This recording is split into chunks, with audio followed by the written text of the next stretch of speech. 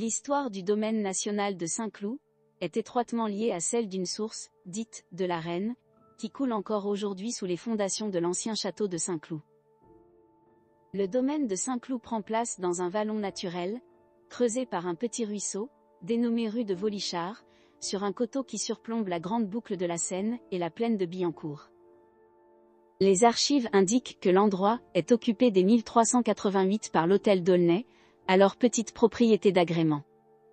Le lieu est idyllique, et ce pour plusieurs raisons, d'abord par la présence de plusieurs sources d'eau de bonne qualité pour la consommation, également par un paysage bucolique et agréable sur les bords de Seine, mais surtout pour sa proximité avec Paris, que ce soit par voie routière ou par voie fluviale.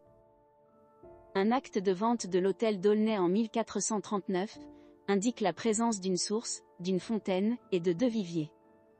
La propriété comporte en réalité 7 sources en tout, répertoriées plus tard dans des relevés topographiques au cours des XVIIe et XVIIIe siècles. 2 sources retiennent plus particulièrement l'attention des contemporains. La source dite de Saint-Martin, de 16 cm de diamètre à sa sortie, appartenait à l'origine aux religieux de la communauté de Saint-Martin-des-Champs, seigneurs des lieux, avant que la propriété ne revienne à la famille de Gondy. Mais la source qui suscite le plus d'intérêt est certainement celle dite de la Reine, dont le débit varie de 140 à 230 mètres cubes par jour. Son nom évoque une reine en particulier, il s'agit là de Catherine de Médicis, qui fait l'acquisition de l'hôtel d'Aulnay en 1577. Son projet, acheminer les eaux de Saint-Cloud jusqu'au jardin de son palais des Tuileries au cœur de Paris. La reine souhaite aménager au sein du jardin des Tuileries une fontaine monumentale, avec pour maître d'œuvre, Bernard Palissy. La capitale ne bénéficie pas à l'époque de sources suffisantes pour alimenter une telle installation hydraulique.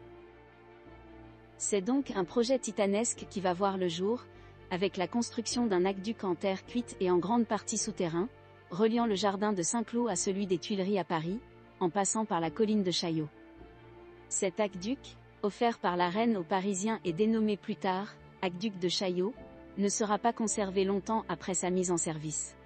Tombé dans l'oubli, il est redécouvert lors de fouilles au XIXe siècle et considéré un temps comme un ouvrage de l'époque gallo-romaine.